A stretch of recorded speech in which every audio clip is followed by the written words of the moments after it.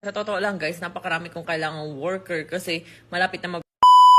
So, may nag-comment, Mams, baka need mo worker. Sa totoo lang guys, napakarami kong kailangang worker kasi malapit na mag-open yung our mansion Tagaytay natin. So, kailangan ko doon ng mga sanay na sanay mag-massage, magluto, mag-maniped, gel polish, haircut, ano pa ba?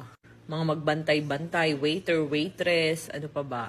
Mga cook helper, janitor, yan. Tapos yung sa mga hotel, super dami kong kailangan sa Tagaytay yun. Tapos sa, ano naman, sa Kalawan, Laguna naman, mag-open ako ng restaurant. So, nasa 100 packs capacity mahigit. So, kailangan ko basically, tas may pinapatayo pa kasi ako doon na nasa 750 square meters na kainan din. So, ayun, kailangan ko ng mga waiter, waitress, mga tagaluto, cook, helper, janitor, ang dami super.